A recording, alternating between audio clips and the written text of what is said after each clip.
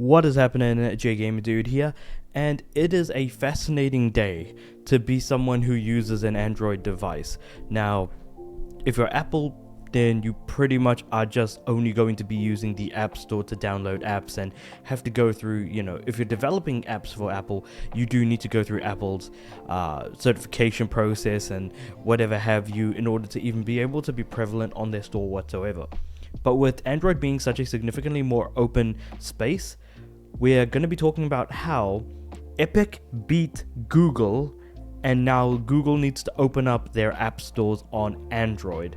Now, before I get into the details, just wanted to say, hey, if you like my videos, please like the video and subscribe to the channel. That ultimately does send a positive signal to YouTube and the algorithm to say, hey, I like these sorts of videos. Please recommend them to other people. Now, with all of that being said, let's actually jump into the details surrounding this whole ordeal going on with Google and, Android rather, and Epic. So, to provide a bit of a TLDR, Epic sued Apple because of Apple's monopoly over their app store.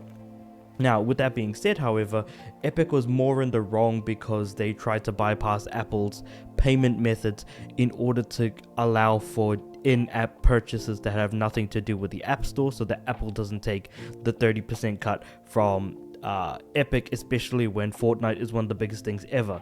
Now, that being said, Fortnite was removed from the Apple Store and is now, I think, been returned. I'm not 100% on that, but that's pretty much what happened on the Apple side.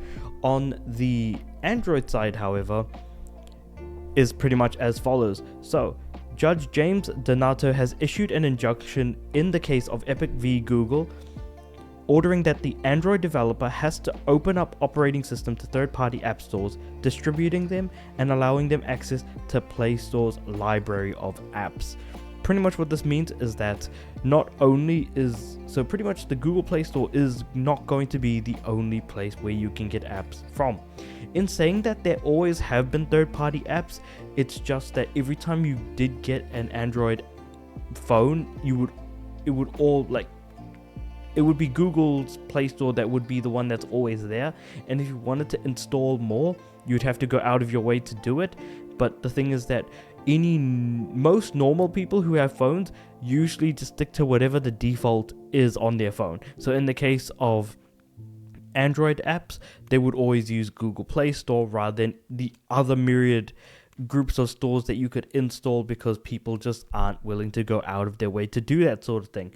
So now, in this case, they now need to kind of open that whole thing up. And it is pretty much starting this November and for a period of 3 years. So pretty much starting from November 1st, 2024 to November 1st, 2027, Google has to allow third-party stores the option to offer Play Store apps to their customers as well. So that means apps that are on Play Store cannot be exclusive to the Play Store. They need to be offered to other stores on the mobile devices as well. And in addition to that, permit developers access to payment options other than the Google Play Store payment option, because as we all know, and I'm pretty sure the numbers are the same, though I'm not 100%, where Google does take a little bit from each payment. I'm not sure if it's the same as the 30% Apple takes, but let's just use 30% as an example, where Google takes 30% of all payments made on the Google Play Store. The injunction says an injunction is pretty much just a rule that's put in place for a specific time frame that these orders must be followed. It says that Google cannot incentivize developers prioritizing the Play Store or encourage them to deprioritize other app stores. So pretty much Google can't, swing their massive wallet around and give, some app developers more money just to be able to put them onto the Google Play Store, as an example. However, they do have to offer developers a means of opting out of third-party app catalogs if they so choose. So pretty much people have the option, hey, do they want to just put their app on Google Play Store, or if they're willing to, then put it on other stores in addition to the Google Play Store. Epic and Google will collaborate to appoint a 3-person committee to handle any disputes between the two entities. especially since Epic and Google have been kind of at each other as far as what Epic's been doing about trying to allow third-party payment options for kids to be able to buy V-Bucks directly from the Fortnite developer at Epic Games, rather than going through the Play Store and losing 30% of that payment every single time, or of each payment rather. According to Judge Donato, Google has 8 months from now to comply with these requirements.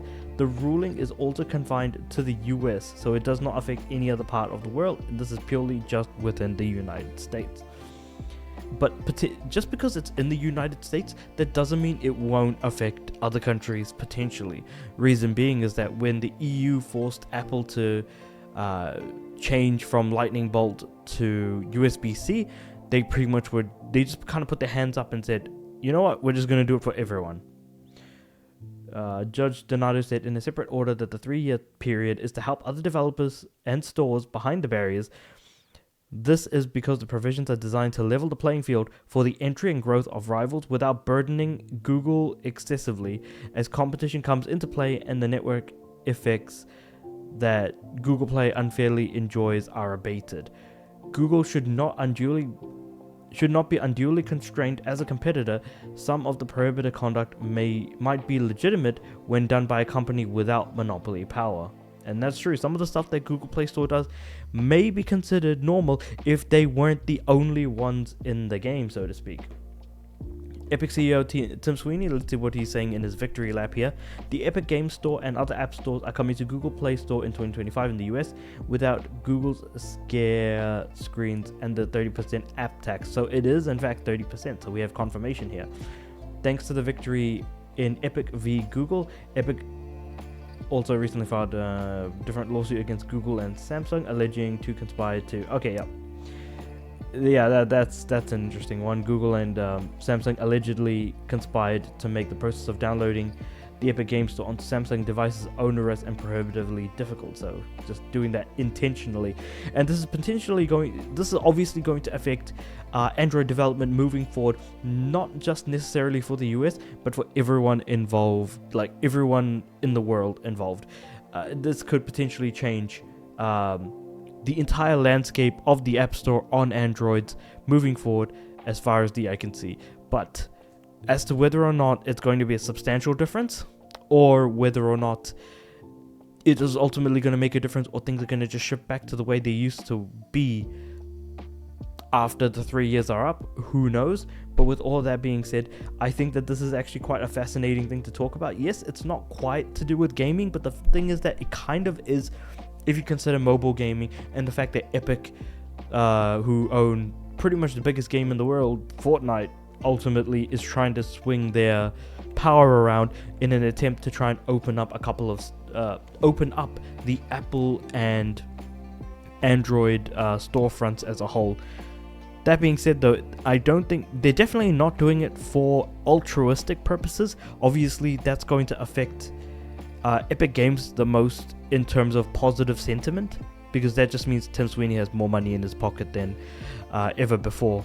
But he had to pick a fight with Google and Apple in order to be able to make it work. So he's not entirely innocent of all of this anyways. Though with all that being said, let me know what you guys think about all of this in the comments below. Like the video if you liked it, subscribe to the channel. I'm aiming for 300...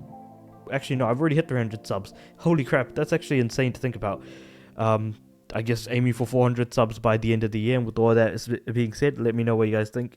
Also, my Spotify account, whatever you want to call it, like a link to my Spotify is in the description below. So if you prefer this on an audio platform, that option is also available. And now I've just completely screwed up my outro. So with all that being said, let me know what you guys think about all of this in the comments below. And I do upload every day, so I'll see you guys tomorrow.